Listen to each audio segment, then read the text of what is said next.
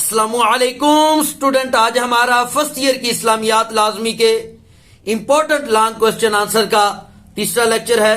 تو شروع کرتے ہیں۔ پہلا سوال ہے، کہتے ہیں عدل و انصاف کی اہمیت بیان کریں۔ عدل و انصاف کی اہمیت بیان کریں۔ جواب پڑھتے ہیں۔ عدل و انصاف کا یہ تقاضا ہے ہر شخص کو اس کا جو حق ہے اس کو اس کے وقت پر ملنا چاہیے۔ عدل و انصاف کا یہ تقاضا ہے ہر شخص کو اس کا حق اس کے وقت پر ملنا چاہیے۔ اگر معاشرے میں عدل و انصاف ہوتا ہے تو معاشرہ جو ہے پروان چڑھتا ہے، لیکن اگر جس معاشرے میں عدل و انصاف نہیں ہوتا وہ معاشرہ مفلوج ہو جاتا ہے، وہ معاشرہ تباہ حال ہو جاتا ہے۔ آپ صلی اللہ علیہ وسلم کی آمد سے پہلے ہر ظالم یہ سمجھتا تھا کہ ظلم کرنا اس کا حق ہے۔ جو طاقتور ہوتا تھا وہ ہمیشہ طاقتور ہوتا تھا، غالب ہوتا تھا، قانون جو ہوتا تھا اس کے تابع ہوتا تھا، اور جو غریب ہوتا تھا، جو بیچارہ مظلوم ہوتا تھا، وہ جو ظلم کو اپنی جو ہے وہ قسمت سمجھتا تھا اور اس کے پاس اس کے علاوہ کوئی اور آپشن نہیں تھا۔ لیکن آپ صلی اللہ علیہ وسلم نے آ کر دنیا میں عدل و انصاف کا نظام رائج کیا اور نسلوں اور جو قوم کا، نسل کا اور جو اس طرح کے جتنے بھی تفاوت تھے، جتنا بھی یہ تفریق تھی، اس کو ختم کر دیا۔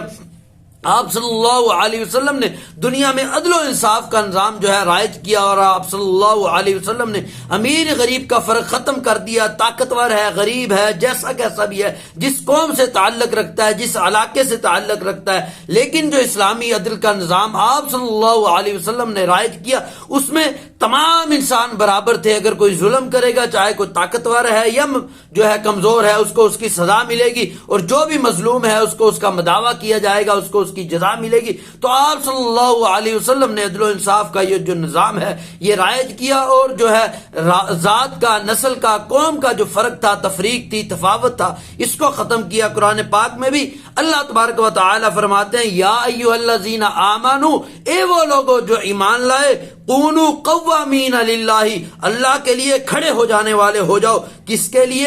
شہداء بالقسط، انصاف کے ساتھ گواہی دینے کے لیے۔ کہا کہ اے ایمان والو اللہ کے لیے کھڑے ہو جانے والے ہو جاؤ۔ کس لیے؟ انصاف کے ساتھ گواہی دینے کے لیے۔ کہا انصاف کے لیے، گواہی دینے کے لیے، اللہ کے لیے کھڑے ہو جانے والے ہو جاؤ۔ وَلَا يَجْرِمَنَّكُمْ شَنَآنُ قَوْمٍ، کہا لا یجرمنکم، نہ ابارے، شنآن قوم، کسی قوم کی دشمنی، اللہ تعدلوا، اس بات پر کہ تم عدل ہی نہ کر سکو۔ کہا کسی قوم کی دشمنی میں اتنے نہ بڑھ جاؤ کہ تم عدل ہی نہ کر سکو۔ کہا اعدلوا، عدل کرو، هو اقرب للتقوی، یہی تقوی کے زیادہ قریب ہے۔ تو اللہ تبارک و تعالیٰ کیا فرماتے ہیں؟ اے ایمان والو اللہ کے لیے گواہی دینے کے لیے جو ہے کھڑے ہو جاؤ، اور کیا کرنا ہے؟ کسی قوم کی جو دشمنی ہے تمہیں اس چیز پر نہ ابارے کہ تم جو ہے عدل ہی نہ کر سکو، بلکہ تم عدل کرو، یہی تقوی کے زیادہ قریب ہے۔ یعنی اسلام نے یہ دعوت دی، اسلام نے یہ پیغام دیا، قرآن نے یہ پیغام دیا، اگر تمہاری کسی قوم کے ساتھ دشمنی ہے تو اس کے باوجود بھی، دشمنی کے باوجود بھی اس کے ساتھ عدل کرنا ہے۔ کسی رنگ کا، کسی نسل کا، کسی قوم کا، کسی علاقے کا، کسی کے ساتھ کوئی فرق نہیں کرنا۔ اور یہی درس مبارک جو آپ صلی اللہ علیہ وسلم کی زندگی سے بھی ملتا ہے۔ آپ صلی اللہ علیہ وسلم کے پاس ایک فاطمہ نامی عورت لائی گئی جس کا تعلق قبیلہ بنو مخزوم سے تھا۔ حضرت اسامہ نے ان کی سفارش کی۔ وہ جو عورت لائی گئی وہ چوری کے جرم میں لائی گئی، اور آپ صلی اللہ علیہ وسلم نے اس کے ہاتھ کاٹنے کا حکم دیا، لیکن حضرت اسامہ رضی اللہ تعالی عنہ نے آپ صلی اللہ علیہ وسلم سے سفارش کی کہ اس کا ہاتھ نہ کاٹا جائے۔ تو آپ صلی اللہ علیہ وسلم سخت غصے میں ہو گئے۔ آپ صلی اللہ علیہ وسلم نے فرمایا پچھلی قومیں اسی وجہ سے تباہ ہوئی کہ جب کوئی طاقتور ظلم کرتا تو اس کو معاف کر دیتے، لیکن جب کوئی کمزور ظلم کرتا تو اس کو اس کے ظلم کی سزا دی جاتی تھی۔ آپ صلی اللہ علیہ وسلم نے فرمایا اگر اس عورت کی جگہ میری اپنی بیٹی فاطمہ بھی ہوتی تو اس کو بھی میں یہی سزا دیتا۔ تو آپ صلی اللہ علیہ وسلم نے اس طرح کا عدل کا نظام رائج کیا جس میں غریب امیر کا، طاقتور کا، ضعیف کا، ہر قسم کا جو فرق تھا وہ ختم کر دیا۔ ہر ایک پر فرمایا کہ جو بھی ہے قانون کی نظر میں سب برابر ہیں، کوئی فرق نہیں ہے۔ جو امتیاز تھا غریب امیر کا، طاقتور کا، اس سارے امتیازات کو آپ صلی اللہ علیہ وسلم نے ختم کر دیا۔ جو اسلام کا نظام رائج کیا اس کی بنیاد ہی عدل پر رکھی۔ جو اسلامی حکومت تھی وہ حکومت اسلام میں حکومت کا تصور ہے ہی اسی لیے ہے تاکہ عوام کو جو ہے عدل مہیا ہو سکے. حکومت قائم ہی اسلام میں اس لیے کی جاتی ہے تاکہ ہر بندے کو انصاف ملے. اگر انصاف نہیں دینا تو پھر حکومت کے قائم کرنے کا اسلام میں جو ہے کوئی کنسپٹ نہیں ہے, کوئی فائدہ نہیں ہے. جس حکومت میں عدل و انصاف نہیں وہ حکومت کا کوئی فائدہ نہیں ہے. آپ صلی اللہ علیہ وسلم نے وہ حکمران جو عدل کرتے ہیں ان کے بارے میں فرمایا کہ یہ اللہ کا سایہ ہے. جو حکمران عدل کرتے ہیں ان کے بارے میں کیا فرمایا؟ یہ اللہ کا سایہ ہے. سارے جواب کو ایک بار دوبارہ دہرا دیتے ہیں. تو سوال یہ تھا کہ عدل و انصاف کی اہمیت بیان کرنی ہے, تو وہ بتایا عدل و انصاف کیا ہے کہ ہر بندے کو اس کا حق جو ہے وقت پر ملے. پھر ہم نے بتایا تھا کہ آپ صلی اللہ علیہ وسلم سے پہلے ظلم کا نظام راج تھا. طاقتور اپنا حق سمجھتے تھے ظلم کرنا, اور مظلوم جو تھا وہ بھی اپنی قسمت سمجھتا تھا کہ اس پر جو ظلم کیا جا رہا ہے. لیکن آپ صلی اللہ علیہ وسلم نے یہ تمام تفاوت کو ختم کر دیا. آپ نے رنگ نسل کے تفاوت کو ختم کر دیا. جتنی تفریقیں تھی, جتنے فرق تھے, امیر غریب کا فرق ختم کر دیا. فرمایا قانون کی نظر میں سب برابر ہیں. اللہ تعالیٰ نے بھی فرمایا کہ اگر تمہارا مطلب کوئی کسی کے ساتھ دشمنی ہے, اس دشمنی کے باوجود بھی اس کے ساتھ عدل کرنا ہے. فرمایا کہ اللہ کے لیے انصاف کے ساتھ گواہی دینے کے لیے کھڑے ہو جاؤ اور عدل کرو. اور آپ صلی اللہ علیہ وسلم نے بھی اپنے اعمال کے ذریعے, اپنے جو ہے فیصلوں کے ذریعے یہ ثابت کر دیا کہ غریب امیر جو ہے طاقتور ضعیف قانون کی نظر میں برابر ہیں. آپ کے پاس ایک عورت لائی گئی جو فاطمہ نامی عورت تھی, قبیلہ بنو مخزوم سے تھی. تو آپ صلی اللہ علیہ وسلم نے اس کو سزا دی. اگرچہ کہ حضرت اسامہ نے سفارش کی, لیکن آپ نے ان کی سفارش کو قبول نہیں کیا, بلکہ آپ صلی اللہ علیہ وسلم نے جو ہے فرمایا اگر اس کی جگہ میری بیٹی ہوتی تو اس کو بھی میں یہی سزا دیتا. اور جو اسلام میں حکومت کا نظام ہے اس کی بنیاد ہی عدل و انصاف پر ہے. اگر عدل و انصاف نہیں ہے تو اسلام میں حکومت کی کوئی ضرورت نہیں ہے. تو فرمایا گیا ہے کہ جو عادل حکمران ہے وہ اللہ کا سایہ ہوتا ہے. جو بھی عادل حکمران ہوتا ہے, آپ صلی اللہ علیہ وسلم نے فرمایا کہ وہ کیا ہے؟ اللہ تعالیٰ کا سایہ ہے. اسلام میں جو ہے عدل کے نظام کو اتنی زیادہ جو ہے فوقیت اور جو ہے عزت دی گئی ہے. اگلا سوال ہے, آپ صلی اللہ علیہ وسلم رحمت للعالمین ہے,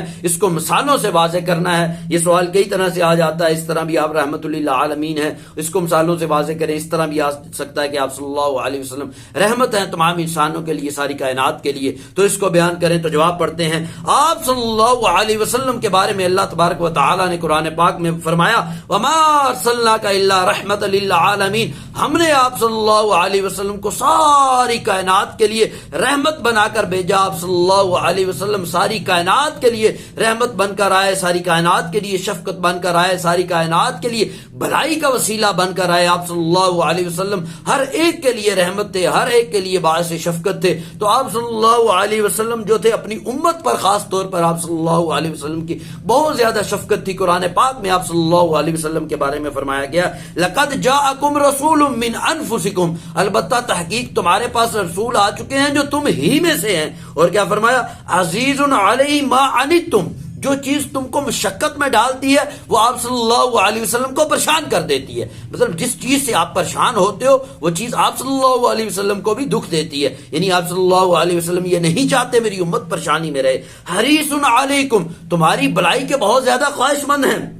وَبِالْمُؤْمِنِينَ رَعُوفٌ الرحیم, اور مومنین پر رعوف بھی ہیں اور رحیم بھی ہیں, شفقت کرنے والے بھی ہیں اور رحم کرنے والے بھی ہیں. تو نبی کریم صلی اللہ علیہ وسلم اپنی امت پر خاص طور پر شفقت کرنے والے تھے. آپ صلی اللہ علیہ وسلم کے بارے میں آتا ہے مقروضوں کا قرض ادا کر دیتے تھے, بعض اوقات خطبے کو مختصر کر دیتے تھے لوگوں کی ضروریات کی وجہ سے. آپ صلی اللہ علیہ وسلم کے بارے میں حضرت عائشہ رضی اللہ تعالیٰ فرماتی ہیں اگر آپ صلی اللہ علیہ وسلم کو دینی حکم کے بارے میں دیکھتے کہ یہ امت کے لیے جو ہے تنگی کا باعث بن جائے گا, مشکل بن جائے گا, کہیں امت پر فرض نہ ہو جائے, اس کو چھوڑ دیتے تھے. مسواک کے بارے میں فرمایا کہ اب صلی اللہ علیہ وسلم نے فرمایا کہ اگر مجھے یہ ڈر نہ ہوتا کہ امت پر یہ مشکل ہو جائے گا مسواک کا کرنا, تو میں ہر نماز سے پہلے ان کو نماز جو ہے مسواک کرنے کا حکم دے دیتا. تو آپ صلی اللہ علیہ وسلم نے جو تراویح تھی وہ بھی صرف 3 دن پڑھی, صرف اس وجہ سے تراویح کو چھوڑ دیا کہیں امت اس کو فرض نہ سمجھ لے. تو آپ صلی اللہ علیہ وسلم ہمیشہ جو ہے امت کے لیے آسانی پیدا کرنے کی کوشش کرتے. تو امت کے لیے آپ صلی اللہ علیہ وسلم بہت زیادہ شفیق تھے.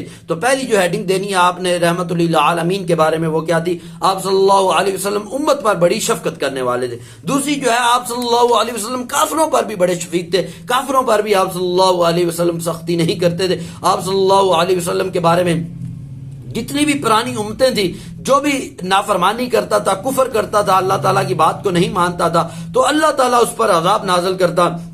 اس کو نافرمانی کی سزا ملتی تھی. لیکن جو آپ صلی اللہ علیہ وسلم کے دور کے مشرکین تھے، کافر تھے، انہوں نے آپ صلی اللہ علیہ وسلم پر طرح طرح کے ظلم ستم ڈھائے، لیکن اس کے باوجود بھی آپ نے کبھی ان کے لیے بدعا نہیں کی. ایک مرتبہ صحابہ کرام نے فرمایا کہ ان کے لیے بدعا کریں، تو آپ صلی اللہ علیہ وسلم نے فرمایا کہ میں جو ہے رحمت بنا کر بھیجا گیا ہوں، میں لعنت بنا کر نہیں بھیجا گیا. تو آپ صلی اللہ علیہ وسلم کافروں پر بھی جو ہے رحمت تھے، ان پر بھی جو ہے شفقت کرتے تھے، ان پر بھی کبھی ان کے لیے بدعا نہیں کی. ٹھیک ہے جی. اور آپ صلی اللہ علیہ وسلم عورتوں پر بڑی شفقت کرتے تھے. آپ صلی اللہ علیہ وسلم سے پہلے عورتوں کی کوئی حیثیت نہیں تھی، بچیوں کو زندہ دفن کر دیا جاتا تھا، تو عورت کو جو ہے کوئی معاشرے میں مقام حاصل نہیں تھا. لیکن آپ صلی اللہ علیہ وسلم نے آ کر عورت کو عزت دی، فرمایا کہ ماں کے قدموں کے نیچے جنت ہے. ماں، بہن، بیٹی، ہر ایک کا حق بیان کیا، اور آپ صلی اللہ علیہ وسلم نے ہر ایک کو جو ہے عزت دی. اس کے علاوہ آپ صلی اللہ علیہ وسلم یتیموں کے والی تھے، یتیموں کی مدد کرتے تھے. آپ صلی اللہ علیہ وسلم نے فرمایا جو بندہ جو یتیم کی نگہداشت کرتا ہے، یتیم کی جو ہے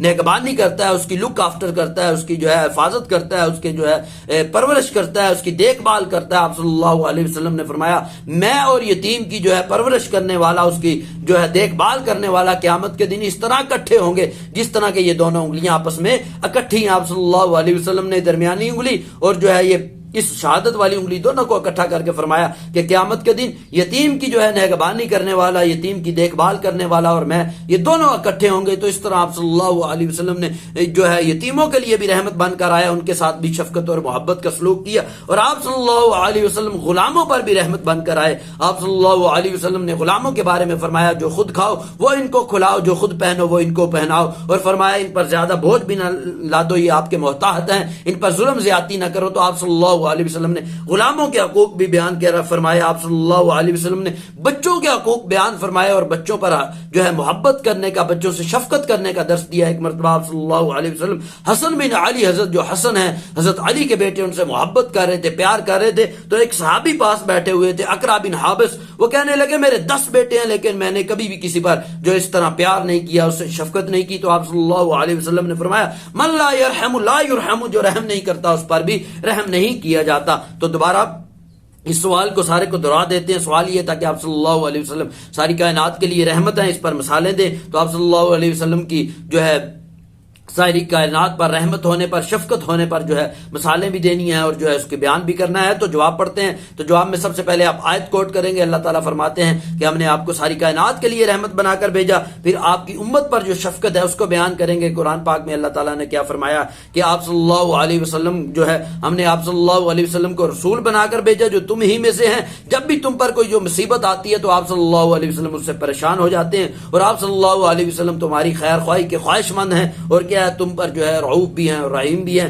تو قرآن پاک میں بھی آپ صلی اللہ علیہ وسلم کی امت پر شفقت کو بیان کیا. اس کے علاوہ آپ صلی اللہ علیہ وسلم جو مقروض کا قرض ادا کرتے تھے، اس کا ذکر کریں گے. ٹھیک ہے، خطبے کو مختصر کر دیتے تھے، اور آپ صلی اللہ علیہ وسلم نے فرمایا کہ اگر مجھے یہ خوف نہ ہوتا کہ امت پر دشوار ہو جائے گا تو میں ہر امت کو جو ہے ہر نماز سے پہلے نماز کا جو ہے مسواک کا حکم دے دیتا. آپ صلی اللہ علیہ وسلم نے امت کو مسواک کا حکم صرف اس وجہ سے نہیں دیا کہ امت کو جو ہے مشکل نہ ہو جائے، مسواک کرنے میں دقت اور پریشانی کا سامنا نہ کرنا پڑے. اسی طرح آپ صلی اللہ علیہ وسلم نے تراویح صرف 3 دن پڑھی، پھر چھوڑ دی صرف اس مقصد کے لیے تاکہ امت کو جو ہے مشکل نہ ہو جائے. تو پہلی ہیڈنگ کیا تھی؟ جو امت پر شفقت کی ہیڈنگ آپ نے دینی. دوسری ہیڈنگ جو آپ صلی اللہ علیہ وسلم کافروں پر بھی شفقت کرتے تھے. آپ صلی اللہ علیہ وسلم پر جتنے بھی کافروں نے ظلم کیے، مشرکین نے، آپ نے کبھی بدعا نہیں کی. یہاں تک کہ صحابہ کرام نے آ کر کہا کہ ان کے لیے بدعا کریں. فرمایا کہ میں ان کے لیے رحمت بنا کر بھیجا گیا ہوں، نہ کہ لعنت. اور اسی طرح آپ صلی اللہ علیہ وسلم نے عورتوں کے حقوق بیان کیے. تیسری ہیڈنگ عورتوں کے حقوق کا بیان کریں گے. آپ صلی اللہ علیہ وسلم نے فرمایا ماں کے قدموں کے نیچے جنت ہے.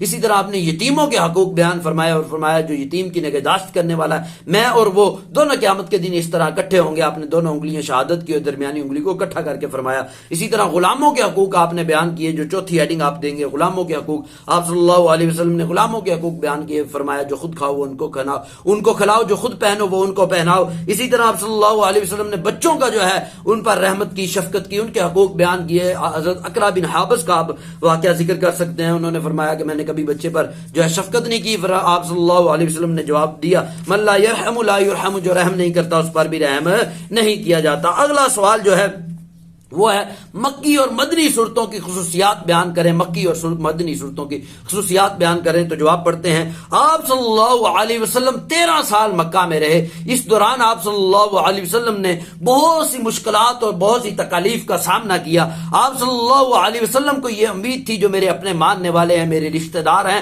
وہ مجھ پر ایمان لے آئیں گے، وہ کلمہ پڑھ لیں گے، لیکن بجائے اس کے کہ وہ کلمہ پڑھتے، جو اپنے تھے وہی آپ صلی اللہ علیہ وسلم کے سب سے زیادہ دشمن بن گئے۔ وہ آپ صلی اللہ علیہ وسلم کو طرح طرح کی تکالیف دیتے، آپ صلی اللہ علیہ وسلم کے رستے میں کانٹے بچھاتے، آپ صلی اللہ علیہ وسلم کے رستہ روکنے کی ہر طرح کی کوشش کرتے۔ آپ صلی اللہ علیہ وسلم نے جتنا عرصہ یہاں پر گزارا مکہ میں، طرح طرح کی تکالیف، طرح طرح کے مصائب سے آپ کو پالا پڑا، طرح طرح کے مصائب آپ نے جھیلے۔ تو اس دوران آپ صلی اللہ علیہ وسلم اگر کبھی قرآن پاک کی تلاوت کرتے تو وہ شور کرتے تاکہ دوسرے لوگ آپ صلی اللہ علیہ وسلم کے کلام کو، قرآن پاک کو نہ سن سکے۔ اگر کوئی بندہ کلمہ پڑھ لیتا، کلمہ پڑھ کے مسلمان ہو جاتا، تو اس پر بھی یہ لوگ تشدد کرتے، مشرکین جو ہے ان پر بھی ظلم و ستم کے پہاڑ توڑتے تاکہ یہ جو ہے اپنے مقصد سے باز آ جائے، یہ کلمے سے جو ہے ہٹ جائے، واپس پرانے دین میں چلا جائے۔ تو اس مقصد کے لیے وہ اپنی جتنی کوشش ہو سکتے تھے لگا دیتے تھے۔ تو یہی وجہ تھی، تو جتنی بھی مکی صورتیں تھیں ان میں اکثر اوقات اللہ تبارک و تعالی نے آپ صلی اللہ علیہ وسلم کو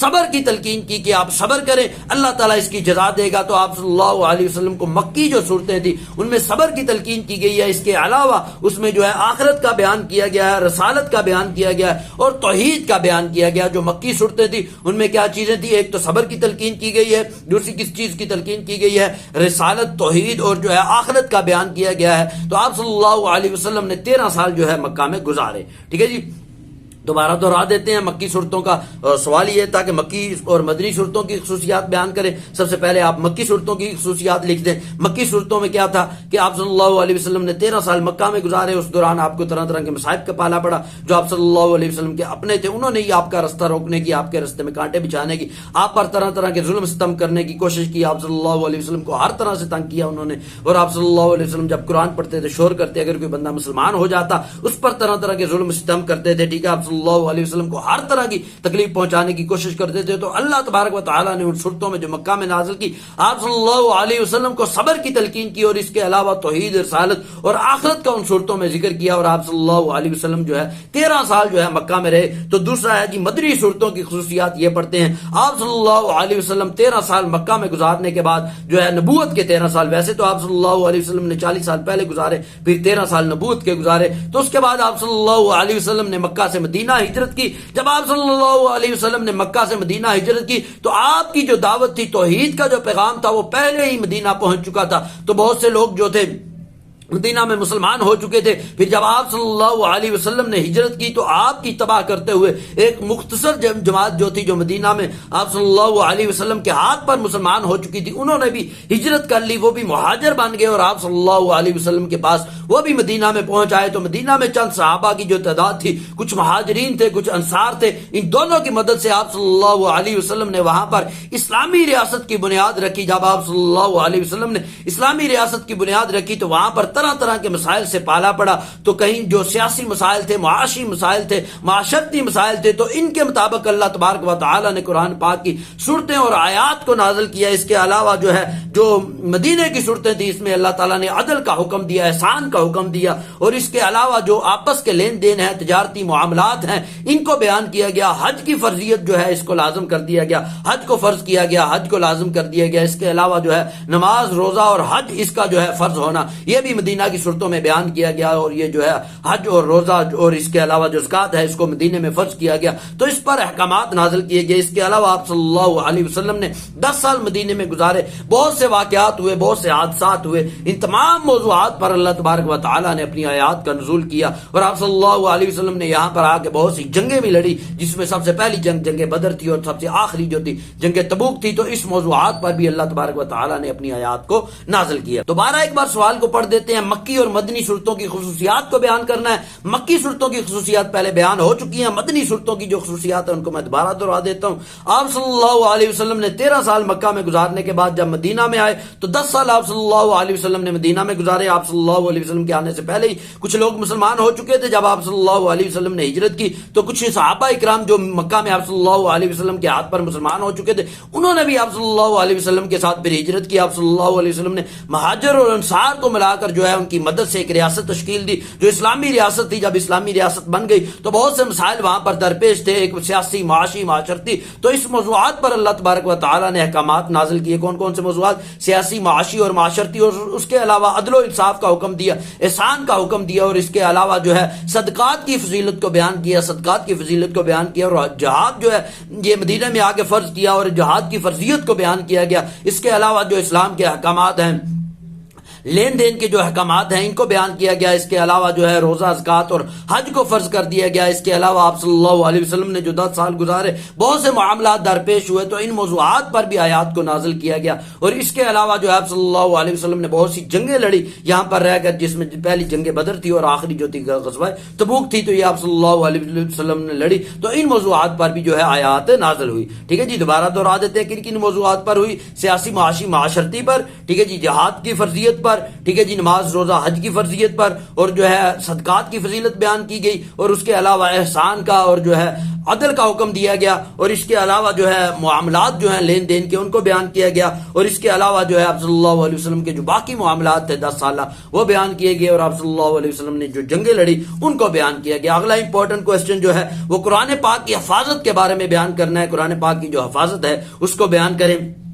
تو اگلا 1-2 سوال آ رہا ہے, وہ بھی آپ تھوڑا سا اس میں ایڈ کرتے کیونکہ ملتے جلتے ہی ہیں. وہ سوال اس طرح کا آ جاتا ہے کہ قرآن پاک کی ترتیب اور قرآن پاک کی جمع اور تدوین کو بیان کریں, تو وہ بھی حفاظت سے, اگر آپ اس کو لینتھ دینا چاہیں, بڑا کر کے لکھنا چاہیں, تو وہ بھی کچھ تھوڑا سا ایڈ کر سکتے ہیں. بہرحال پہلے ہم یہ کوسچن کا آنسر پڑھتے ہیں. قرآن پاک کی حفاظت. ٹھیک ہے جی, قرآن پاک کی جو حفاظت ہے جو آپ پڑھتے ہیں, قرآن پاک کی جو حفاظت ہے اس کا ذمہ اللہ تبارک و تعالیٰ نے لیا ہے. قرآن پاک میں اللہ تبارک و تعالیٰ نے خود فرما دیا ہے, انا نحن نزلنا الذکر و انا لہ لحافظون, کہ ہم نے ہی اس ذکر کو نازل کیا اور ہم ہی اس کی حفاظت کرنے والے ہیں. اس آیت میں اللہ تبارک و تعالیٰ نے 3 چیزوں کو بیان کیا. سب سے پہلی یہ چیز بیان کی, فرمایا انا نحن نزلنا, بے شک ہم نے اس کو نازل کیا. یہ بتا دیا ساری کائنات کو, یہ قرآن جو ہے یہ کوئی عام کتاب نہیں ہے, کسی اور کی نازل کردہ کتاب نہیں ہے, کوئی معمولی کتاب نہیں ہے, بلکہ یہ اللہ کی نازل کردہ کتاب ہے. یہ ساری کائنات کے لیے اس کے اندر ہدایت موجود ہے.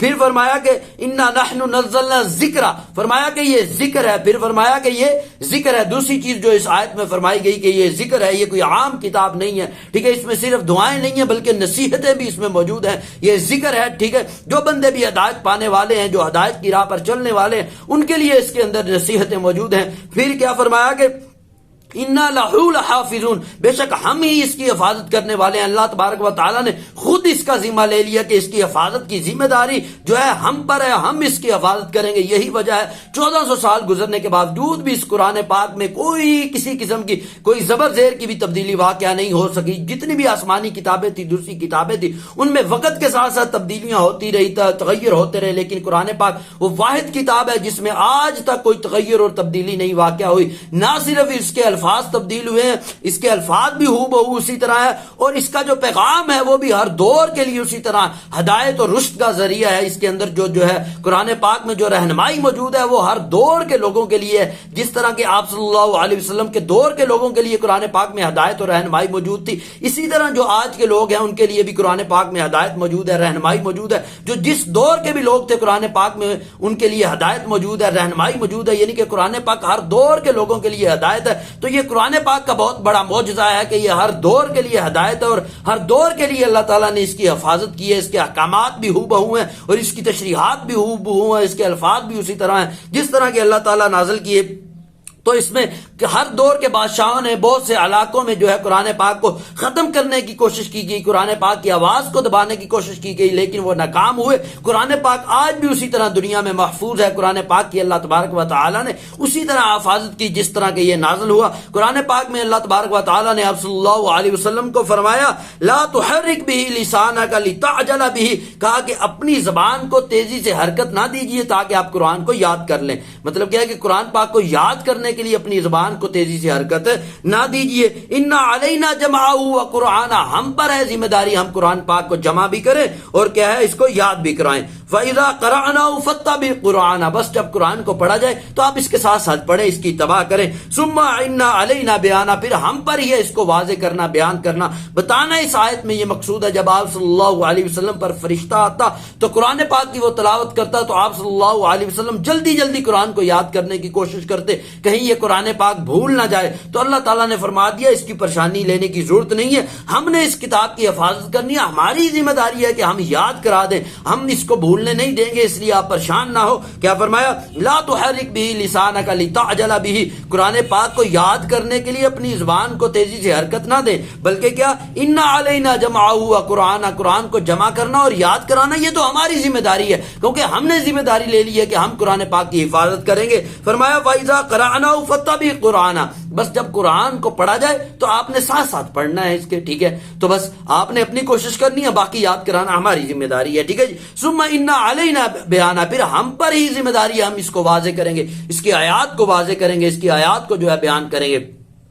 تو قرآن پاک جو ہے یہ اللہ تبارک و تعالیٰ نے اس کی ذمہ داری لی، اس کی حفاظت کرنے کی، اس کی جو ہے کسی بھی طرح کے رد و بدل سے اس کو محفوظ کرنے کی جو ذمہ داری ہے یہ اللہ تبارک و تعالیٰ نے لی. فرمایا کہ یاد کرانے کی ذمہ داری بھی ہماری ہے، تو اس لیے آپ کبھی بھی پریشان نہ ہو. دوبارہ پڑھ دیتے ہیں حفاظت قرآن. سوال یہ تھا کہ حفاظت قرآن کے بارے میں لکھیں، ٹھیک ہے جی.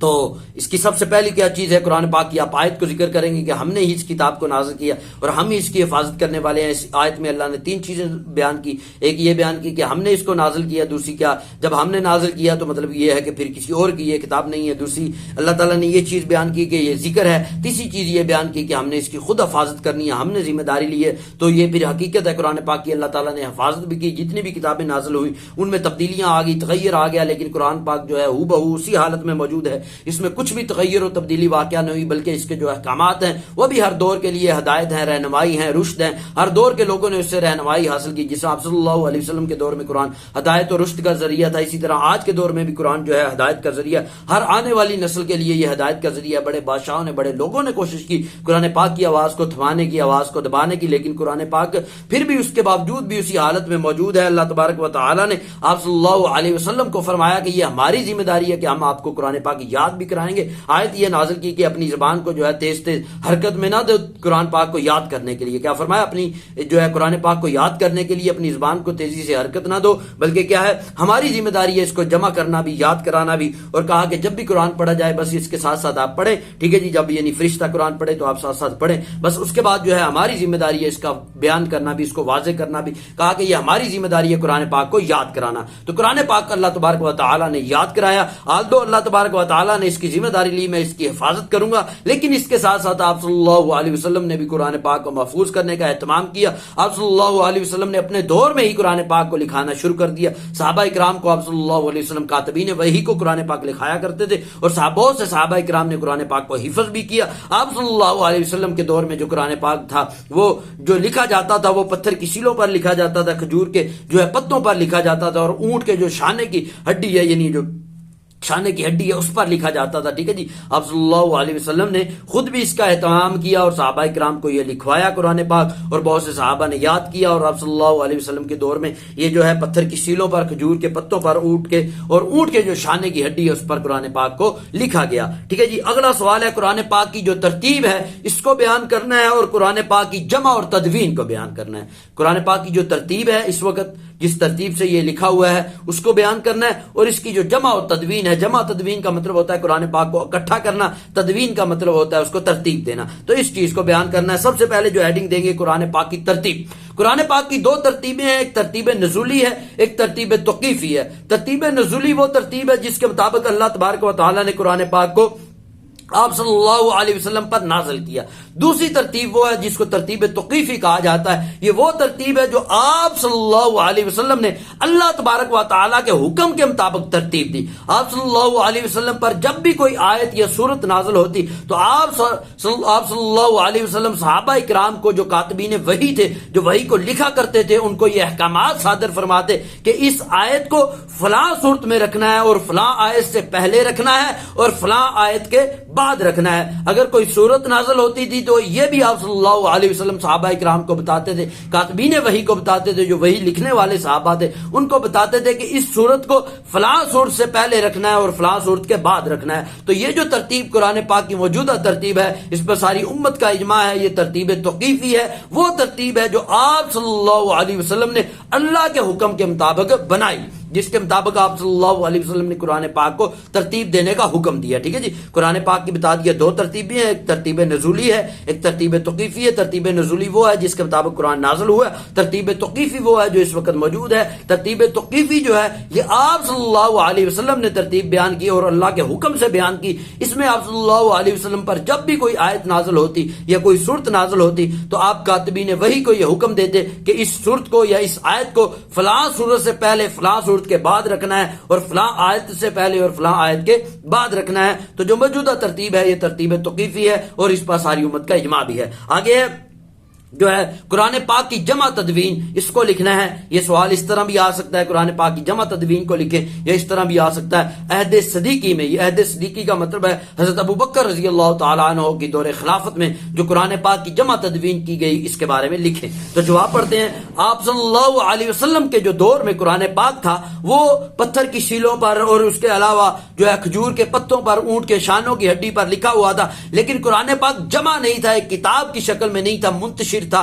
علیحدہ علیحدہ اجزاء میں موجود تھا. قرآن پاک کی اس دور میں اکٹھا کرنے کی کوئی خاص ضرورت بھی پیش نہیں آئی, کیونکہ بہت بڑی تعداد صحابہ اکرام کی جو حفاظ میں سے تھی جنہوں نے قرآن پاک کو حفظ کیا ہوا تھا. لیکن حضرت ابو بکر رضی اللہ تعالیٰ کے دور میں ایک جنگ لڑی گئی جس کو جنگ یمامہ کہتے ہیں. یہ مسیلمہ کذاب کے خلاف لڑی گئی جس نے نبوت کا دعویٰ کیا. تو اس جنگ میں صحابہ اکرام کی جو ہے ایک بڑی تعداد شہید ہوگی, 1200 کے قریب صحابہ اکرام شہید ہو گئے, جس میں 700 جو تھے شہید ہونے والے حفاظ اکرام تھے. 700 حفاظ صحابہ شہید ہو گئے جو حافظ تھے, اور جو ہے ٹوٹل جو صحابہ شہید ہوئے تو 1200 صحابہ شہید ہوئے. جب اتنی بڑی تعداد حفاظ اکرام کی شہید ہو گئی تو حضرت ابو بکر رضی اللہ تعالیٰ کو بھی یہ خطرہ لاحق ہوا کہیں قرآن پاک یہ دنیا سے مٹ نہ جائے, ضائع نہ ہو جائے. تو حضرت ابو بکر رضی اللہ تعالیٰ نے حضرت جو زید بن ثابت تھے جو کاتبین وحی تھے, آپ صلی اللہ علیہ وسلم کے دور میں وحی کو لکھا کرتے تھے اور یہ حافظ بھی تھے اور بہت بڑے قاری بھی تھے, ان کی ذمہ داری لگائی کہ قرآن پاک کو اکٹھا کریں گے اور قرآن پاک کو جو ہے کتاب کی شکل دیں گے. تو انہوں نے بڑی محنت کے بعد,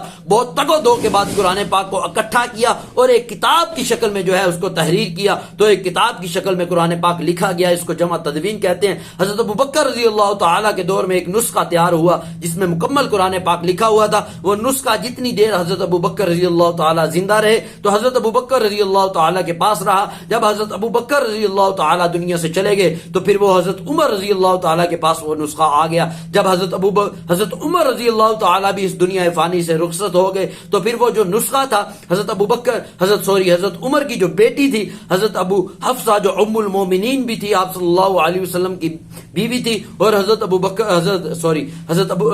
عمر رضی اللہ تعالیٰ کی بیٹی تھی اور آپ صلی اللہ علیہ وسلم کی بیوی تھی حضرت ام حفصہ, ان کے پاس یہ نسخہ آ گیا. پھر جب حضرت عثمان غنی کو دور خلافت شروع ہوا تو حضرت عثمان غنی رضی اللہ تعالیٰ نے اس نسخے کو منگوایا اور اس کی بہت سی کاپیاں کی, اس کو جو ہے نقل تیار کر کے, اس کی کاپیاں تیار کر کے اس کو جو ہے اپنی ریاست میں مختلف ممالک میں جو مختلف صوبے تھے ان میں تقسیم کر دیا. ٹھیک ہے جی, دوبارہ یہ سوال پڑھتے ہیں, جب قرآن پاک کی جمع تدوین کے بارے میں لکھنا ہے تو آپ صلی اللہ علیہ وسلم کے دور میں تو قرآن پاک جو تھا وہ اکٹھا نہیں تھا, مختلف چیزوں پر لکھا ہوا تھا. لیکن آپ حضرت ابو بکر رضی اللہ تعالیٰ کے دور میں جب ایک جنگ یمامہ لڑی گئی جس میں بہت سے حفاظ کرام شہید ہو گئے مسیلمہ کذاب کے خلاف لڑتے ہوئے, تو قرآن پاک کو جو ہے اکٹھا کرنے کی ذمہ داری حضرت ابو بکر نے حضرت زید بن ثابت کے ذمہ لگائی. حضرت زید بن ثابت نے بڑی محنت کے بعد, بڑی کوشش کے بعد قرآن پاک کو اکٹھا کیا اور اس کا ایک نسخہ تیار کیا. جتنی عرصہ حضرت ابو بکر رضی اللہ تعالیٰ زندہ رہے تو وہ نسخہ حضرت ابو بکر کے پاس رہا. جب وہ دنیا سے چلے گئے تو وہ نسخہ حضرت عمر کو مل گیا اور ان کی وفات کے بعد وہ حضرت حفصہ کو مل گیا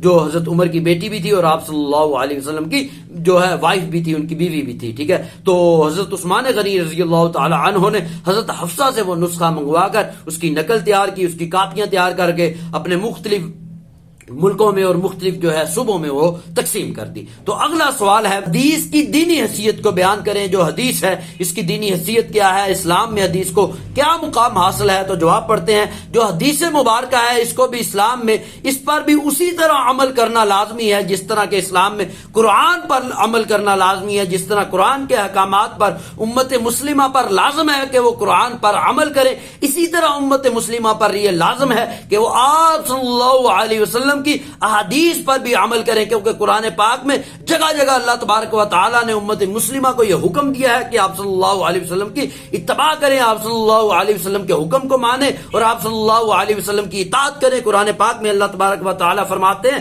لَقَدْ كَانَ لَكُمْ فِي رَسُولِ اللَّهِ أُسْوَةٌ حَسَنَةٌ، البتہ تحقیق تمہارے لیے رسول اللہ صلی اللہ علیہ وسلم کی زندگی میں اسوہ حسنہ ہے، لمن کان یرجو اللہ ویوم الآخر، جو بندہ بھی اللہ سے ملاقات کی امید رکھتا ہے اور یوم آخرت کی امید رکھتا ہے، وذکر اللہ کثیرا، اور اللہ کا بہت زیادہ ذکر کرتا ہے، ان لوگوں کے لیے آپ صلی اللہ علیہ وسلم کی زندگی میں بہترین نمونہ ہے۔ کیا فرمایا اللہ تبارک و تعالی نے کہ کیا فرمایا لقد کان لکم فی رسول اللہ اسوۃ حسنہ، البتہ تحقیق تمہارے لیے آپ صلی اللہ علیہ وسلم کی زندگی میں جو ہے بہترین نمونہ ہے اس شخص کے لیے جو بندہ اللہ سے ملنے کی بھی امید رکھتا ہے اور آخرت کی بھی امید رکھتا ہے، یقین رکھتا ہے اور اللہ کا بہت زیادہ ذکر کرتا ہے، ان لوگوں کے لیے کیا ہے؟ آپ صلی اللہ علیہ وسلم کی زندگی میں بہترین نمونہ ہے۔ آگے کیا فرمایا؟ فآمنوا باللہ ورسولہ، ایمان لاؤ اللہ پر، اس کے رسول پر۔ رسول کون ہے؟ فرمایا النبی الامی، جو نبی امی ہیں۔ کون نبی امی؟ فرمایا یؤمن باللہ، جو اللہ پر ایمان رکھتے ہیں۔ کون ایمان رکھتے ہیں؟ یعنی کہ وہ نبی ایمان رکھتے ہیں کس پر؟ اللہ پر، وکلماتی، اور اس کے کلاموں پر بھی یقین رکھتے ہیں، فاتبعوہ، اس کی اتباع کرو۔ کس کی اتباع کرنی ہے؟ اس نبی کی اتباع کرنی ہے۔ کیا فرمایا؟ اے ایمان والو، کیا فرمایا؟ فآمنوا، کہا کہ ایمان لاؤ اللہ پر اور اس کے رسول پر جو نبی امی ہیں۔ کیا فرمایا؟ ایمان لاؤ اللہ پر اور اس کے نبی پر جو نبی امی ہیں، جو اللہ پر بھی ایمان رکھتے ہیں اور اللہ کی جو کتابیں ہیں، جو اللہ کے کلام ہیں، ان پر بھی ایمان رکھتے ہیں، تو ان کی اتباع کرو۔ اور ایک اور آیت میں فرمایا ما آتاکم الرسول فخذوہ، جو رسول کریم صلی اللہ علیہ وسلم دے، یعنی آپ صلی اللہ علیہ وسلم جس چیز کا حکم دے وہ لے لو، ٹھیک ہے جی۔ فخذوا ما نہاکم عنہ فانتہوا، جس سے منع کرے اس سے باز آ جاؤ۔ کیا فرمایا؟ آپ صلی اللہ علیہ وسلم جو چیز دے وہ لے لو، جس سے منع کرے اس سے باز آ جاؤ۔ ایک اور آیت میں فرمایا یا ایھا الذین آمنوا اطیعوا اللہ واطیعوا الرسول، اے وہ لوگوں جو ایمان لائے اطاعت کرو اللہ کی اور اس کے رسول کی۔ اسی طرح ایک اور آیت میں فرمایا ان تطیعوہ تہتدوا، اگر تم اللہ کے رسول کی اطاعت کرو گے تو ہدایت پاؤ گے۔ کیا فرمایا؟ یہ تینوں آیتیں میں دوبارہ دہرا دیتا ہوں۔ سب سے پہلی ہے فرمایا کہ تمہارے لیے آپ صلی اللہ علیہ وسلم کی زندگی میں بہترین نمونہ ہے، ٹھیک ہے جی، اس شخص کے لیے جو اللہ سے ملاقات کی اور آخرت سے جو ہے کی یقین رکھتا ہے اور اللہ تعالیٰ کا بہت زیادہ ذکر کرتا ہے۔ کیا فرمایا؟ تمہارے لیے آپ صلی اللہ علیہ وسلم کی زندگی میں بہترین نمونہ ہے اس شخص کے لیے جو اللہ سے ملاقات کی امید رکھتا ہے اور کیا رکھتا ہے؟ آخرت پر جو ہے یقین رکھتا ہے اور اللہ کا بہت زیادہ ذکر کرتا ہے۔ اور دوسری آیت کیا ہے کہ ایمان لاؤ اللہ پر اور اس کے رسول پر جو نبی امی ہے، جو اللہ پر اور اس کے کلامات پر یا اس کے جو کلام ہے اس پر یقین رکھتے ہیں اور جو ہے ان کی اتباع کرو۔ پھر تیسری آیت کیا ہے؟ جس چیز کا رسول اللہ صلی اللہ علیہ وسلم حکم دیں وہ لے لو، جس سے منع کریں اس سے باز آ جاؤ۔ اور چوتھی آیت کیا ہے؟ اللہ اور اس کے رسول کی اطاعت کرو، ٹھیک ہے۔ اور پانچویں آیت کیا ہے؟ وَإِن تُطِيعُوا تَهْتَدُوا، اگر تم اللہ کے رسول کی اطاعت کرو گے تو ہدایت پا جاؤ گے۔ تو یہ جو آیات پڑھی ہیں ان سے یہ ثابت ہوتا ہے کہ آپ صلی اللہ علیہ وسلم کے احکامات پر بھی عمل کرنا اسی طرح لازم ہے جس طرح قرآن پاک کے احکامات پر اور اللہ کے احکامات پر عمل کرنا لازمی ہے۔ اگر آپ صلی اللہ علیہ وسلم کسی چیز کا حکم دیتے ہیں اس کو ماننا اور جس چیز سے منع کرتے ہیں اس سے باز آنا ہر شخص پر لازم ہے۔ اور جو آپ صلی اللہ علیہ وسلم نے نصیحتیں کی، جو آپ صلی اللہ علیہ وسلم نے احکامات دیے، جو آپ صلی اللہ علیہ وسلم نے کسی چیز کو حلال ٹھہرایا یا کسی چیز کو حرام ٹھہرایا، یا آپ صلی اللہ علیہ وسلم نے کسی چیز کا فیصلہ کیا، یہ تمام چیزیں اسلام کی شریعت کا حصہ ہیں۔ ان کو ماننا، ان پر عمل کرنا ہر مسلمان پر لازم ہے۔ آپ صلی اللہ علیہ وسلم کی جو زندگی ہے وہ ساری امت کے لیے ہدایت ہے، اور ساری امت کو جو ہے اس پر عمل کرنے کی تلقین کی گئی ہے۔ ساری امت پر لازم ہے کہ وہ آپ صلی اللہ علیہ وسلم کی اتباع کرے، آپ صلی اللہ علیہ وسلم کے احکامات کو مانے۔ ہر مومن پر لازم ہے کہ وہ آپ صلی اللہ علیہ وسلم کی اتباع کرے، کیونکہ جو آپ صلی اللہ علیہ وسلم کی اتباع ہے، آپ کی جو فرما برداری ہے، گویا کہ وہ اللہ تبارک و تعالیٰ کی ہی فرما برداری ہے۔ اللہ تعالیٰ قرآن پاک میں فرماتے ہیں من یطیع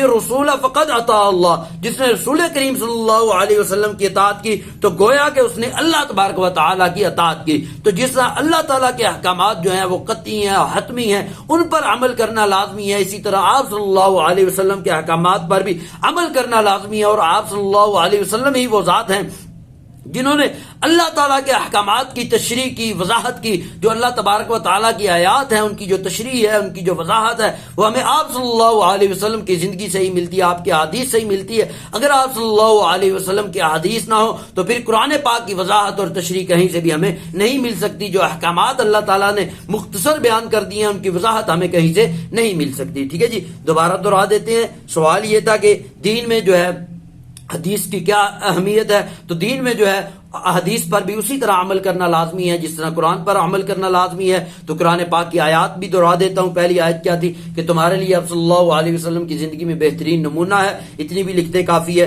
دوسری کیا تھی؟ ایمان لاؤ اللہ پر، اس کے رسول پر جو نبی امی ہیں، ٹھیک ہے جی، جو اللہ پر اور اللہ کی جو کلمات ہیں ان پر یقین رکھتے ہیں اور ان کی اتباع کرو۔ تیسری آیت تھی جو جس چیز کا آپ صلی اللہ علیہ وسلم حکم دیں اس پر عمل کرو، جس سے منع کریں اس سے باز آ جاؤ۔ اور چوتھی آیت تھی اے ایمان والو اطاعت کرو اللہ کی اور اس کے رسول کی۔ اور جو پانچویں آیت تھی اگر تم ان کی اطاعت کرو گے تو ہدایت پاؤ گے۔ تو آگے جو آپ نے لکھنا ہے وہ یہ لکھنا ہے، ان آیات سے یہ واضح ہوتا ہے کہ آپ صلی اللہ علیہ وسلم کی اطاعت کرنا بھی اسی طرح لازم ہے جس طرح کہ قرآن پاک کے احکامات پر عمل کرنا لازمی ہے۔ تو آپ صلی اللہ علیہ وسلم اگر کسی چیز کا حکم دیتے ہیں، کوئی واعظ کرتے ہیں، کوئی نصیحت کرتے ہیں، یا کسی چیز سے منع کرتے ہیں، یا آپ صلی اللہ علیہ وسلم کوئی جو ہے فیصلہ صادر کرتے ہیں، یہ تمام چیزیں جو ہے اسلامی شریعت کا حصہ ہیں، وہ اسلامی شریعت میں داخل ہیں۔ ان پر عمل کرنا، ان سے استفادہ حاصل کرنا، ان کو جو ہے ماننا ہر انسان پر لازم ہے۔ ہر جو ہے امت رسول کا جو ماننے والا ہے، مسلمان ہے، اس پر لازم ہے کہ وہ آپ صلی اللہ علیہ وسلم کی جو زندگی ہے اس سے فائدہ حاصل کرے، اس پر ان کے احکامات پر عمل کرے۔ جو آپ صلی اللہ علیہ وسلم کی زندگی ہے وہ ہر انسان کے لیے، ہر شخص کے لیے جو ہے نمونہ ہے۔ اور اللہ تبارک و تعالیٰ نے فرمایا کہ جو آپ صلی اللہ علیہ وسلم کی اطاعت کرنا ہے وہ گویا کہ اللہ کی ہی اطاعت کرنا ہے۔ فرمایا من یطیع الرسول فقد اطاع اللہ، جو آپ صلی اللہ علیہ وسلم کی اطاعت کرے گا گویا کہ وہ اللہ کی اطاعت کرے گا۔ تو آپ صلی اللہ علیہ وسلم کے احکامات کو ماننا بھی اسی طرح لازم ہے جس طرح کہ قرآن پاک کے احکامات کو ماننا لازم ہے۔ آپ صلی اللہ علیہ وسلم کے احکامات پر عمل کرنا، آپ کی تعلیمات پر عمل کرنا بھی اسی طرح لازم ہے جس طرح قرآن پاک اور اللہ تعالیٰ کے احکامات پر عمل کرنا لازم ہے۔ اور آپ صلی اللہ علیہ وسلم بھی وہ ذات ہیں جنہوں نے قرآن پاک کی تشریح کی۔ جتنے بھی قرآن پاک میں مختصر احکامات بیان ہوئے ان کی وضاحت، ان کی جو ہے تشریح اور تفصیل جو ہے وہ آپ صلی اللہ علیہ وسلم کے احکامات سے ہی ملتی ہے۔ اگلا سوال ہے وہ ہے تدوین حدیث کو لکھنا ہے۔ اس طرح بھی آ سکتا ہے تدوین حدیث کو لکھیں، اس طرح بھی آ سکتا ہے تدوین حدیث کے 3 دور جو ہیں ان کو لکھنا ہے۔ ٹھیک ہے جی، تو شروع کرتے ہیں، جواب پڑھتے ہیں۔ تدوین حدیث کے 3 دور ہیں، تدوین حدیث کے 3 دور ہیں۔ سب سے پہلا دور ہے وہ عہد رسالت ہے۔ ٹھیک ہے جی، آپ صلی اللہ علیہ وسلم کے دور میں ہی جو ہے حدیث مبارکہ کے لکھنے کا کام شروع ہو چکا تھا۔ آپ صلی اللہ علیہ وسلم نے بہت سے احکامات جو ہیں وہ خود جو ہے صحابہ اکرام کو لکھائے، کاتبین جو ہے حدیث کو لکھائے، جو حدیث کو لکھنے والے تھے ان کو آپ صلی اللہ علیہ وسلم نے حدیث کے احکامات لکھائے۔ آپ صلی اللہ علیہ وسلم نے بہت سے بادشاہوں کو جو ہے خطوط لکھے، جو بہت سے فرما رواؤں کو خطوط لکھے، آپ نے بہت سی ہدایات دی۔ آپ صلی اللہ علیہ وسلم نے بہت سے جو ہے حکم نامے جاری کیے، جو آپ صلی اللہ علیہ وسلم نے معاہدے کیے، جو ہے معافی نامے جو ہے لوگوں سے کیے گئے۔ یہ تمام چیزیں آپ صلی اللہ علیہ وسلم کے دور میں ہی تحریر کی جا چکی تھی۔ آپ صلی اللہ علیہ وسلم کے دور میں ہی یہ چیزیں لکھی جا چکی تھی۔ اس پر امت کا اجماع ہے، اس کے ثبوت موجود ہے۔ اسی طرح حضرت عبداللہ بن عمر بن عاص جو ہیں انہوں نے آپ صلی اللہ علیہ وسلم کے دور میں ایک صحیفہ لکھ لیا تھا۔ صحیفہ ہوتا ہے کہ چند صفحات، ٹھیک ہے۔ آپ صلی اللہ علیہ وسلم کے دور میں ہی انہوں نے جو ہے حدیث مبارکہ کے جو ایک صحیفہ ان کے پاس موجود تھا، انہوں نے صحیفہ لکھا ہوا تھا جس کو صحیفہ صادقہ کہتے ہیں. اسی طرح حضرت علی رضی اللہ تعالی عنہ کے پاس بھی جو ہے بہت سے احکامات لکھے ہوئے تھے، ان کا ایک صحیفہ موجود تھا. اس کے علاوہ سب سے مشہور جو صحیفہ ہے وہ ہے حضرت ابو ہریرہ رضی اللہ تعالی عنہ کا، جس کو حضرت ابو ہریرہ کے جو شاگرد تھے حمام بن منبع، انہوں نے لکھا، جو حضرت ابو ہریرہ کے صحیفے کے نام سے مشہور ہے، جس کو جو ہے امام جو ہے احمد بن حنبل جو ہے، امام احمد نے جو ہے اپنی مسند احمد میں جو ہے اس کو شامل کیا ہے. اس کے علاوہ وہ حدیث جو ہے بخاری میں بھی موجود ہیں، اور اس کے علاوہ وہ جو صحیفہ ہے اس کی تصدیق کچھ سال پہلے اس کے 2 نسخے ملے، ایک جو ہے برلن سے ملا اور دوسرا جو ہے دمشق سے ملا. دونوں سیم تھے، دونوں ایک جیسے تھے. اس سے بھی اس کی تصدیق ہوئی کہ یہ وہی صحیفہ ہے جو حضرت ابو ہریرہ رضی اللہ تعالی عنہ نے لکھا تھا. دوبارہ اس کو دوہرا دیتے ہیں. پہلا جو دور ہے وہ دور رسالت ہے، عہد نبوی ہے. آپ صلی اللہ علیہ وسلم کے دور میں ہی جو حدیث کی کتابت کا کام ہے، حدیث کے لکھنے کا کام ہے، وہ شروع ہو چکا تھا. آپ صلی اللہ علیہ وسلم نے بہت سے احکامات لکھائے، آپ صلی اللہ علیہ وسلم نے بہت سے بادشاہوں کو خطوط لکھے، اور آپ صلی اللہ علیہ وسلم نے دعوت نامے لکھے اسلام کی، جس میں دعوت دی گئی، اور معافی نامے بھی جو ہے آپ صلی اللہ علیہ وسلم کے دور میں لکھے گئے. اور اس کے علاوہ معاہدے کیے گئے، وہ تمام جو تھے اس دور میں تحریری شکل میں ہوئے. اس پر امت کا اجماع ہے کہ آپ صلی اللہ علیہ وسلم کے دور میں ہی جو ہے حدیث کے لکھنے کا کام شروع ہو چکا تھا. پھر اس کے علاوہ جو ہے صحیفہ صادقہ، جس کو حضرت عبداللہ بن عمر بن عاص نے لکھا، عبداللہ بن عمر بن عاص نے لکھا، جس کو صحیفہ صادقہ کہا جاتا ہے. اس طرح حضرت علی کے پاس بھی جو ہے احکامات لکھے ہوئے موجود تھے. اسی طرح حضرت ابو ہریرہ کے ایک شاگرد ہیں حمام بن منبع، انہوں نے بھی ایک صحیفہ تحریر کیا جس کو صحیفہ ابو ہریرہ کہتے ہیں، جس کو جو ہے امام احمد بن حنبل نے جو ہے اپنی مسند میں شامل کیا. اس کے علاوہ بخاری جو ہے اس میں بھی یہ جو صحیفہ حضرت ابو ہریرہ کا، اس کی احادیث موجود ہیں. پھر اس کے علاوہ یہ جو صحیفہ ابو ہریرہ ہے، اس کے جو مخطوطے ہیں وہ برلن سے اور دمشق سے ملے ہیں، جو دونوں سیم تھے، بالکل ایک جیسے تھے. اس سے بھی اس کے صحیفے کی تصدیق ہوتی ہے. تو دوسرا دور ہے جو حدیث تدوین کا، جس کو دور ثانی کہا جاتا ہے. یہ بات حقیقت ہے، جو حدیث مبارکہ کا لکھنے کا کام ہے یہ عہد رسالت میں ہی ہو چکا تھا، لیکن اس کے باوجود بھی جو عرب کے لوگ تھے وہ چیزوں کو یاد کرنے کے عادی تھے، ان کے حافظے بہت زیادہ مضبوط تھے، وہ فطرتاً ان کے حافظے مضبوط تھے، وہ چیزوں کو یاد کر لیا کرتے تھے. یہی وجہ تھی کہ انہوں نے حدیث مبارکہ کو بھی یاد کیا ہوا تھا. آپ صلی اللہ علیہ وسلم کی ایک حدیث بھی ہے، اللہ تعالیٰ خوش و خرم رکھے اس شخص کو جس نے میری حدیث مبارکہ کو، میری بات کو یاد کیا اور اس کو آگے پہنچایا. تو اس مقصد کے تحت جو صحابہ اکرام تھے، اس سوچ کے تحت اللہ تعالیٰ کی رضا کو حاصل کرنے کے لیے انہوں نے جو ہے آپ صلی اللہ علیہ وسلم کو حدیث کو یاد بھی کیا اور ان کو آگے بھی پہنچایا. لیکن اس کے باوجود بھی جب 99 جو تھا ہجری، 99 جو ہجری تھی، اس میں جب حضرت عمر بن عبدالعزیز نے دیکھا کہ قبائل صحابہ اکرام اس دنیا سے رخصت ہو رہے ہیں، اس دنیا سے فوت ہو رہے ہیں، تو انہوں نے سوچا کہ بجائے اس کے کہ یہ کہیں علم حدیث دنیا سے ناپید نہ ہو جائے، ختم نہ ہو جائے، مٹ نہ جائے، تو انہوں نے علم حدیث کو، احادیث کو جو ہے اکٹھا کرنے کے لیے اپنے دور کے جو بڑے بڑے علماء تھے ان کو خط لکھے، جس میں جو اس دور کے جو ہے کوفہ کے سب سے بڑے عالم تھے جن کو امام شعبی کہا جاتا ہے، اور اسی طرح جو تھے شام کے امام مکحول تھے، اسی طرح جو بہت بڑے مدینہ کے جو تھے امام ذہبی، ان کو خطوط لکھے، بڑے بڑے علماء کو خطوط لکھے کہ حدیث مبارکہ کو اکٹھا کیا جائے، فرمان جاری کیا. تو انہوں نے حدیث مبارکہ کو اکٹھا کیا، جس سے امام مقہول، امام جو ہے ذہبی اور اس کے علاوہ امام شعبی، انہوں نے حدیث مبارکہ پر مشتمل جو ہے جو کتابیں تصانیف کی. پھر اس دور میں جو ہے ابھی پہلی صدی کا اختتام بھی نہیں ہوا تھا کہ حدیث کی بہت سی کتابیں، بہت سی تصانیف وجود میں آ گئی. پھر جو دوسری صدی ہجری ہے اس میں تو حدیث کی جو تدوین ہے، حدیث کے لکھنے پر بہت زیادہ کام ہوا.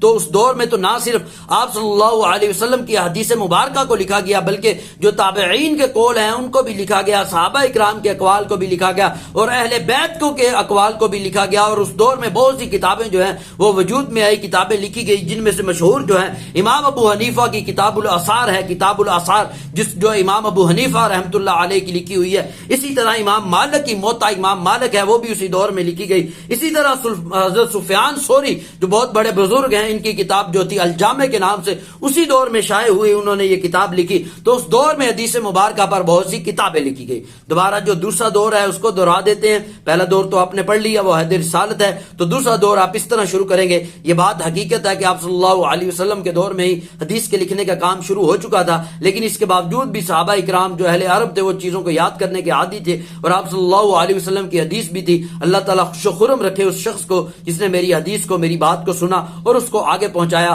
تو اس مقصد کے تحت صحابہ کرام نے حدیث کو یاد کیا اور آگے پہنچایا۔ لیکن جب 99 ہجری ہوئی تو حضرت عمر بن عبدالعزیز نے دیکھا کہ کبائر صحابہ کرام کی دنیا سے فوت ہو رہی ہے، دنیا سے رخصت ہو رہی ہے، تو انہوں نے جو ہے احادیث مبارکہ کو لکھنے کے احکامات جاری کیے۔ مختلف علماء کو جو ہے وہ انہوں نے پابند کیا، ان کو احکامات جاری کیے کہ احادیث مبارکہ کو اکٹھا کیا جائے اور لکھا جائے۔ تو پھر جو ہے جو کوفہ میں امام شافعی تھے اور اسی طرح شام میں امام مکحول تھے اور جو مدینہ میں امام زاہبی تھے، انہوں نے جو ہے احادیث کو امام زہری جو مدینہ میں تھے ان کا نام امام زہری تھا، امام زہری نے جو ہے ان تینوں اماموں نے جو ہے احادیث مبارکہ کو اکٹھا کیا اور انہوں نے اپنی تصانیف جو ہے شائع کی، جو پہلی ہی صدی ابھی اختتام کو نہیں پہنچی تھی، یعنی کہ پہلے 100 سال بھی نہیں ہوئے تھے آپ صلی اللہ علیہ وسلم کو دنیا سے گئے ہوئے، کہ احادیث مبارکہ کا جو ہے بہت سارا جو ہے مجموعہ اکٹھا کر لیا گیا، احادیث کو لکھا جانے لگا۔ اور جو دوسری صدی تھی، تو جب دوسری صدی ہجری شروع ہوئی، یعنی آپ صلی اللہ علیہ وسلم کے پہلے 100 سال مکمل ہونے کے بعد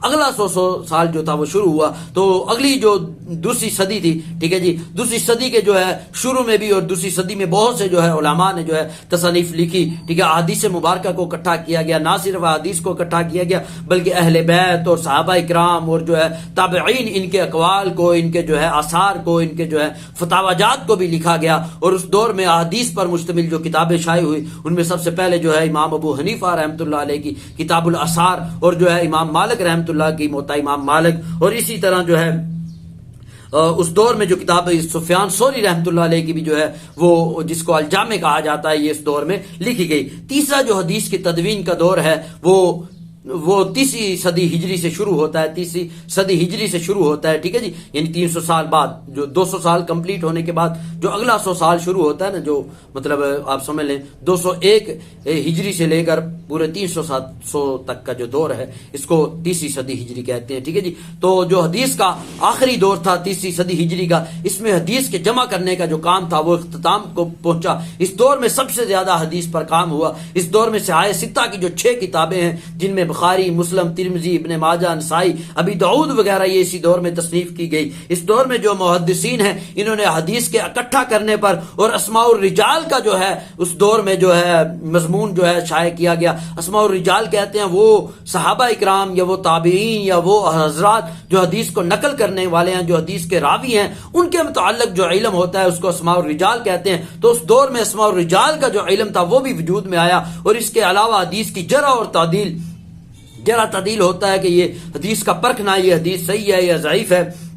تو یہ سارے علوم جو ہے یہ تیسری صدی ہجری میں جو ہے وجود میں آئے۔ پہلا کیا کام ہوا جی؟ پہلے تیسری صدی ہجری میں آپ نے کیا لکھنا ہے؟ تیسری صدی ہجری جو تھا اس میں حدیث کے جمع کرنے کا جو تدوین کا کام تھا وہ اختتام کو پہنچا۔ اس دور میں جو حدیث کی صحاح ستہ کی 6 کتابیں ہیں، یہ اسی دور میں لکھی گئی، جن میں بخاری، مسلم، ترمذی، نسائی، ابن ماجہ اور ابی داؤد وغیرہ ہیں، ٹھیک ہے۔ اس دور میں ہے جو ہے اسماء الرجال کا جو ہے علم وہ بھی وجود میں آیا، اور جو ہے حدیث کی جرح اور تعدیل کا بھی کام اس دور میں کیا گیا، ٹھیک ہے جی۔ تو دوبارہ دہرا دیتے ہیں، حدیث کی جمع تدوین کے 3 دور ہیں۔ پہلا عہد رسالت ہے، اس دور میں جو ہے آپ صلی اللہ علیہ وسلم کے دور میں ہی جو حدیث کو لکھنے کا کام شروع ہو چکا تھا۔ آپ صلی اللہ علیہ وسلم نے خود بھی احکامات لکھائے، پھر جو دعوت نامے تھے بادشاہوں کو لکھے گئے، پھر ٹھیک ہے اس کے علاوہ جو ہے معاہدے نامے لکھے گئے، معاہدہ کیا گیا، ٹھیک ہے، وہ بھی لکھے گئے، اور اسی دور میں جو ہے اور امان نامے جس کو معافی نامہ کہہ سکتے ہیں وہ بھی اس دور میں لکھے گئے۔ پھر اس کے علاوہ جو صحیفہ صادقہ جس کو حضرت عبداللہ بن عمر بن عاص نے لکھا، پھر اس کے علاوہ جو حضرت علی کے پاس لکھا ہوا تھا، مسائل لکھے ہوئے تھے، پھر حضرت ابو ہریرہ کا جو صحیفہ تھا، ٹھیک ہے جی، اس کا ذکر کریں گے۔ یہ سب پہلے دور میں ہو گیا۔ دوسرے دور میں آپ یہ بتائیں گے کہ جو حدیث کے لکھنے کا کام تھا وہ تو آپ صلی اللہ علیہ وسلم کے دور میں ہو چکا تھا، لیکن صحابہ اکرام نے ان کو یاد کیا اور آگے پہنچانے کی کوشش کی۔ لیکن جب صحابہ اکرام دنیا سے جانے لگے تو حضرت عمر بن عبدالعزیز نے جو ہے 3 بڑے بڑے علماء کو خطوط لکھے، ان کو فرمان نامے جاری کیے، ان کو جو ہے حکم نامے جاری کیے کہ حدیث کو اکٹھا کیا جائے تو لکھا جائے۔ تو پھر کیا ہوا؟ بڑے بڑے جو علماء تھے، امام مکحول، امام شافعی اور امام زہری، انہوں نے کیا ہے حدیث مبارکہ کو لکھا، ان کی تصانیف کو شائع کیا۔ پھر جو دوسری صدی ہجری تھی، ان میں جو ہے یہ دوسرا دور ہی چل رہا ہے۔ دوسری صدی ہجری کے جو ہے میں بڑے بڑے علماء پیدا ہوئے، جس میں امام ابو حنیفہ نے کتاب الاثار لکھی، اور امام مالک نے موطا امام مالک لکھی، اور اسی طرح سفیان ثوری نے جو ہے الجامع لکھی۔ اور اس کے علاوہ اس دور میں ہی جو دوسرا دور تھا اس میں صحابہ کرام کے، اہل بیت کے، ٹھیک ہے، اور اس کے علاوہ جو ہے تابعین کرام کے بھی اقوال کو، ان کے بھی جو ہے آثار ہیں، ان کے فتویٰ خواجات ہیں ان کو بھی لکھا گیا. جو تیسرا دور تھا اس دور میں حدیث کی جو تدوین اور جمع کا کام تھا وہ اختتام کو پہنچا. اس دور میں ہی جو سیاہ ستہ تھی وہ بھی لکھی گئی جس میں بخاری، مسلم، ترمذی، ابن ماجہ اور نسائی وغیرہ ہیں. اور یہی جو دور تھا اس دور میں جو ہے حدیث کے جو ہے اس کو پرکھنے کا، حدیث کے صحیح اور ضعیف ہونے کا بھی جو ہے وہ بھی جانچ پڑتال کی گئی. اس دور میں جو علم تھا جرح اور تعدیل کا جو فن تھا یہ وجود میں آیا. پھر اس کے علاوہ اس دور میں ہی اسماء الرجال جو ہے اس کا جو فن ہے، اس کا جو علم ہے یہ بھی وجود میں آیا. اسماء الرجال کا میں بتا چکا ہوں، اس میں راویوں کے حالات کے بارے میں بتایا جاتا ہے کہ یہ جو فلاں راوی ہے یہ درست ہے، یہ غلط ہے، اس کا حافظہ کیسا ہے، یہ راوی کیسا ہے. تو یہ سب کچھ جو ہے جو تیسرا دور ہے تدوین حدیث کا، جو تدوین کا جو تیسرا دور ہے یہ سب کچھ اسی دور میں وجود میں آیا. تو یقیناً یہ جتنے بھی لانگ کوسچن آنسر پڑھائے ہیں آپ کو یاد ہو گئے ہوں گے، سمجھ آ گئے ہوں گے. اگر اس ویڈیو سے آپ کو فائدہ ہوا ہے تو اس ویڈیو کو اپنے باقی دوستوں تک بھی شیئر کریں تاکہ ان کو بھی یہ کوسچن آنسر یاد کرنے میں آسانی ہو. میرے جو باقی لیکچر ہیں اردو کے، انگلش کے، اسلامیات کے، ترجمہ القرآن کے، مطالعہ کے، ان تمام کی پلے لسٹ موجود ہے. بعض کا اسٹوڈنٹ کو لیکچر فائنڈ کرنے میں دقت ہوتی ہے، مشکل ہوتی ہے، تو آپ پلے لسٹ پہ چلے جائیں، وہاں پر آپ کو تمام لیکچر ایک سیکوینس میں، ایک ترتیب میں ملیں گے. ان سے خود بھی فائدہ اٹھائیں اور اپنے دوستوں کو بھی گائیڈ کریں. ویڈیو سننے کا بہت شکریہ. اپنا بہت سا خیال رکھیں. اللہ حافظ.